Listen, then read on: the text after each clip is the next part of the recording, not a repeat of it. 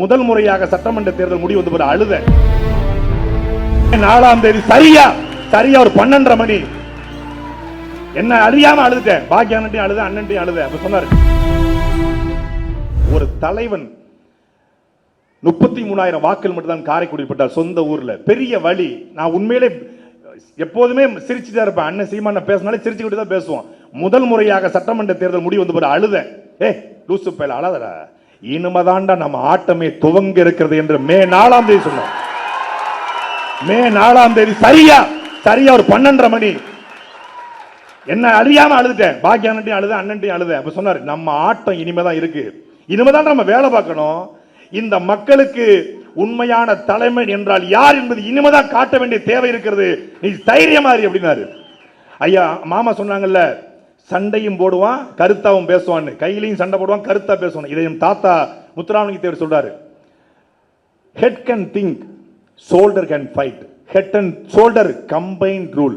புஜபல பராக்கிரம் உள்ளவனால் சண்டை செய்ய முடியும், அறிவாளியால் சிந்திக்க முடியும். இந்த ரெண்டும் இருப்பனால் மட்டுமே ஆட்சி அதிகாரம் செய்ய முடியும். தமிழ்நாட்டில் அப்படி ஒரு தலைவனை சொல்லுங்க.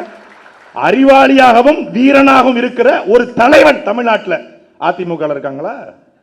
திமுக, காங்கிரஸ்ல, பிஜேபியில, தாவேக்கால ஒருத்தங்க கூட இல்ல.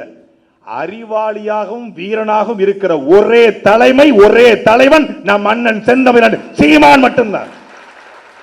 காலம் கொஞ்சம் நம்மளை தள்ளி விட்டுருக்கு, அவ்வளவுதான். ஆனால் அண்ணன் சீமான் சொல்றது போல நம் வெற்றியை தடுத்திருக்கிறான், ஆனால் நம் வெற்றியை தள்ளி போட்டிருக்கான். தடுக்க முடியும் எவனாலும், எந்த கொம்பனாலும் நாம் தமிழர் கட்சியின் வெற்றியை, அண்ணன் சீமான் வெற்றியை தடுக்க முடியாது.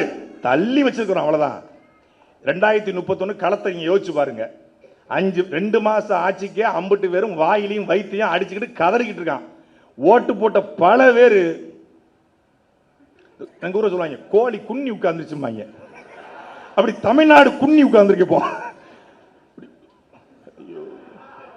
மெல்லவும் முடியல, சொல்லவும் முடியல அப்படிங்கிற மாதிரி ஐயா வைரமுத்து சொல்லுவாங்க, வயிற்றுக்கும் தொண்டைக்கும் நடுவே உருவம் இல்லாத உருண்டை உருண்டு கொண்டிருந்தது.